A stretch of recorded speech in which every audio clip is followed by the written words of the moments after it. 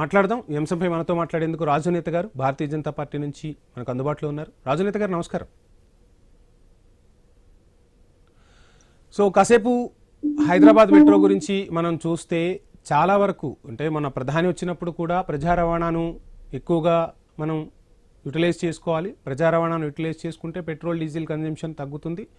So విదేశీ మారక నిల్వలకు సంబంధించి కానీ ఆయిల్ సంక్షోభాన్ని మనం అధిగమించాలంటే ఇవన్నీ కూడా అవసరమని చెప్తున్న తరుణంలో సో ప్రజా రవాణా అయినటువంటి మెట్రోకి సంబంధించి ఫేజ్ 2నే పట్టాలెక్కబోతుంది అనుకుంటే ఫేజ్ 1కే సడన్ బ్రేకులు వేసేసింది ఐఆర్ఎఫ్సి. సో ఏం జరిగింది? అందరికీ నమస్కారం అండి. మనం గతంలో కూడా ఈ విషయం గురించి మాట్లాడుకున్నాం. తెలంగాణ రాష్ట్రంలో మెట్రోకి సంబంధించి ఫేజ్ 2 విషయంలో కేంద్ర ప్రభుత్వం చాలా సానుకూలంగా ఉంది అని చెప్పేసి ఇప్పటికే డిపిఆర్ కూడా సిద్ధం చేసినటువంటి డిపిఆర్ కేంద్ర పట్టణాభివృద్ధి శాఖ మంత్రి దగ్గరికి చేరుకున్నది. అదే రకంగా గతంలో మా కేంద్ర మంత్రి కిషన్ రెడ్డి గారు, తర్వాత తెలంగాణ రాష్ట్ర సీఎం రేవంత్ రెడ్డి గారు ఇద్దరు కలిసి ఈరోజు ఢిల్లీలో కీలకమైనటువంటి భేటీలలో పాల్గొనడం జరిగింది.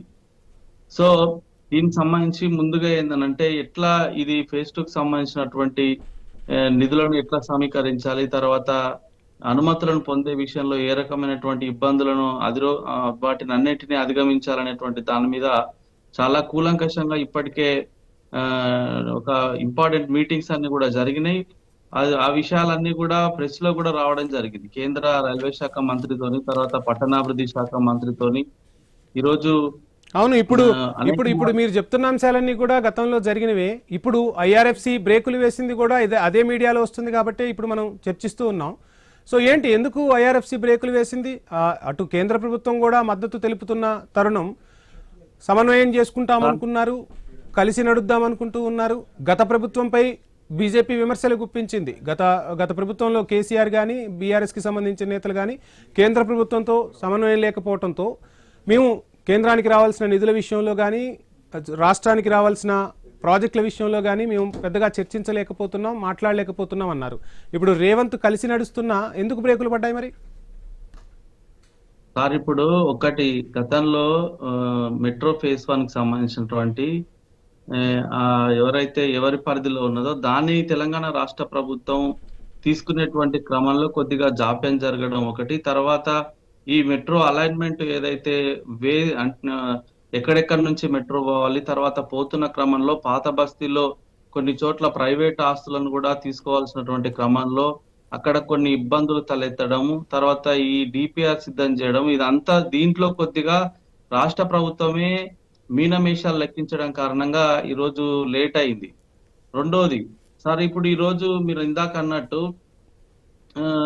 ఐఆర్ఎఫ్సికి సంబంధించినటువంటి అంటే ఇండియన్ రైల్వే ఫైనాన్స్ కార్పొరేషన్ వాళ్ళు 13,527 కోట్ల రుణానికి ఇప్పటికే ఒప్పందం చేసుకున్నారు. కానీ కొన్ని కారణాల వల్ల ఇది డిలే అవుతున్నటువంటి విషయం మనం చూస్తున్నాము. కానీ 100% తెలంగాణ రాష్ట్రానికి 2వ దశ మెట్రో ఇవ్వడానికి కేంద్ర ప్రభుత్వం పూర్తి సన్నద్ధత వ్యక్తం చేస్తుంది, సానుకూలంగా ఉన్నది. 100కి 200% రేపో మాపో మనం దీని మీద శుభవార్త వింటాము. ఈ రుణం సేకరణ విషయంలో కూడా ఈరోజు కేంద్ర ప్రభుత్వం, రాష్ట్ర ప్రభుత్వం రెండు కూడా ఈరోజు రాజునేత గారు ఎవరైనా ఏ పార్టీలో అయినా ఉండొచ్చు, పార్టీలు వేరు, రాజకీయం వేరు. కానీ రాష్ట్ర ప్రయోజనాలకు వచ్చేసరికి నేతలంతా ఒక్కటి కావాలి, నాయకులంతా కలిసి చర్చించి కేంద్ర ప్రభుత్వాన్ని మెప్పించి ఒప్పించి రాష్ట్రానికి నిధులు తీసుకురావాల్సి ఉంటుంది. సో ఇక్కడ కిషన్ రెడ్డి ఉన్నారు, బండి సంజయ్ ఉన్నారు, 8 మంది ఎంపీలు, మొత్తంగా 8 మంది ఎంపీలు ఉన్నారు. చాలా కీలకమైన ప్రాజెక్టు. ఎందుకు అంటే ప్రజా రవాణా ఏ విధంగా యూటిలైజ్ చేసుకుంటున్నారో మనం చూస్తున్నాం మెట్రోని. సో రోజు లక్షల మంది యువత మెట్రోలో ప్రయాణిస్తూ ఉన్నారు. వారి ఉద్యోగాల నుంచి వాళ్ళ ఇంటికి గమ్యస్థానాలకు చేర్చడానికి మెట్రో ఉపయోగపడుతుంది. ఇటువంటి ప్రజా రవాణాపై అటు కేంద్ర ప్రభుత్వం కూడా దృష్టి సారించాల్సిన అవసరం ఉంది కదా. కొత్తగా కొన్ని అంటే మెట్రో లేని రాష్ట్రాల్లో కూడా మెట్రోని ఇంప్లిమెంట్ చేద్దామన్న కేంద్ర ప్రభుత్వం హైదరాబాద్ మెట్రోకి వచ్చేసరికి మాత్రం ఎందుకు అడ్డంకులు సృష్టిస్తోంది అనుకోవాలి? సార్, అడ్డంకులు అనేది ఏమీ లేదు. కాకపోతే ఏందనంటే ఈరోజు ఈ ఇండియన్ రైల్వే ఫైనాన్స్ కార్పొరేషన్ నుంచి రావాల్సినటువంటి నిధులు ఏవైతే మనం 13,527 కోట్లు అని అనుకుంటున్నామో దాంట్లో ఎందుకు జాప్యం జరుగుతుంది?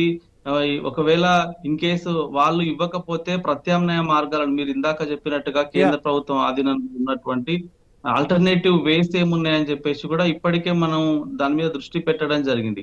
అందులో భాగంగా షార్ట్ టైమ్ లో అంటే విత్ ఇన్ 2 months లోనే దీన్ని ప్రాజెక్ట్ ని పట్టాల మీకు ఎక్కియాలనేటువంటి ప్రయత్నం జరుగుతున్నది. ఇన్ కేసు ఒకవేళ రాజనేత గారు ఇక్కడ ఇంకొక అంశాన్ని కూడా మనం గుర్తుంచుకోవాలి. గతంలో మాజీ ముఖ్యమంత్రి కేసీఆర్ చాలా సందర్భాల్లో కేంద్ర ప్రభుత్వం నుంచి నిధులు రావాలి, ఆ నిధులతోనే ప్రాజెక్టులు కట్టాలి అంటే అది అయ్యే పని కాదు, అందుకోసమే మేము కార్పొరేషన్లను ఎంచుకున్నాం, ఆ కార్పొరేషన్ల ద్వారా నిధులు సమీకరించి కాళేశ్వరం లాంటి ఒక అద్భుత ప్రాజెక్టును కట్టామని చెప్పి గతంలో కేసీఆర్ చాలా సందర్భాల్లో చెప్పిన పరిస్థితి.